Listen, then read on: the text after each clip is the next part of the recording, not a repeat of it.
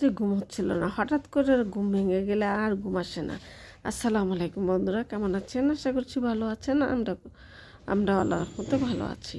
এই তো রাত্রে ঘুম আসছিল না, হঠাৎ করে উঠে ভাবলাম একটু হাঁটাহাঁটি করি। ও মা, হাঁটতে গিয়ে দেখি আসলে কি সত্যি পরকীয়া জামাই নিয়ে অনেক যন্ত্রণায় আছি। হঠাৎ করে শুনি কি ফিস ফিস ফিস ফিস শব্দ। আমি বললাম, আরে এই শব্দটা কোত্থেকে আসতেছে? আস্তে আস্তে আস্তে আস্তে ড্রয়িং রুমে দিয়ে বেডরুমে ঢুকতে গেলাম। শুনি কি ফিস ফিস করে জামাই পরকে অন্য নারীর সাথে কথা বলতেছে।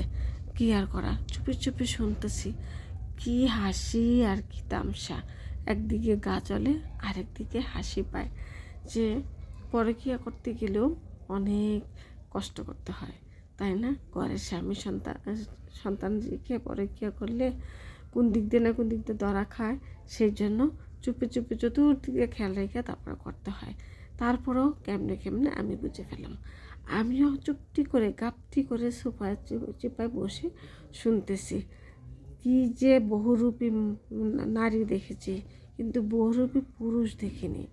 এই প্রথম দেখলাম। এক চোখে হাসে আর এক চোখে কান্না করে নারীর জন্য। এক নারীর পিছনে এখন দুইজন লাগছে। এক নম্বর 2 নাম্বার স্বামী, আর এটা হলো 3 নাম্বার স্বামী। 3 নাম্বার স্বামী আর 2 নাম্বার স্বামী মিলে তো বেশ বন্ধুত্ব, একদম মনে হয় যেন মার পেটের ভাই।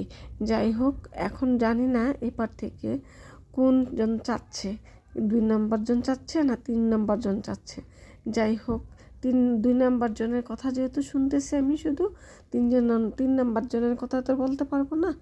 যাই হোক, কত কাকুতি মিনতি করে সে এই তার পরকীয়া স্ত্রীকে ঘরে আনার জন্য অস্থির। এদিকে তো সেই নারী ঘরে আসবে না, কারণ তার ঘরে যে বউ আছে, বাচ্চা আছে।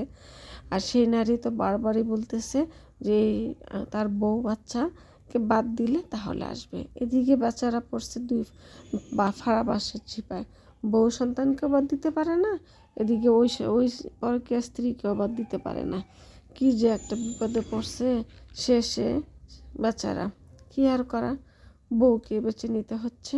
আর এদিকে বউয়ের যে যত দুর্নাম ছিল, বানিয়ে ইনিয়ে বিনিয়ে যেগুলো প্রকাশ করছিল, সেগুলো তো মোছা যায় না। সেগুলা সহ এখন সেই স্ত্রীর সাথেই থাকতে হচ্ছে। এরকম পুরুষদের কাছ থেকে আল্লাহ তুমি সেই সমস্ত ভদ্র নারীদেরকে দূরে রাখো। বন্ধুরা, ভিডিওটা ভালো লাগলে আমাকে ভালোবাসা দিবেন, পাশে থাকবেন। আমিও আপনাদের পাশে থাকব। ভিডিওটা এই পর্যন্তই, বেশি বড় করব না। সবাইকে ভালোবাসা দিবেন। আসসালামু আলাইকুম, আল্লাহ হাফেজ।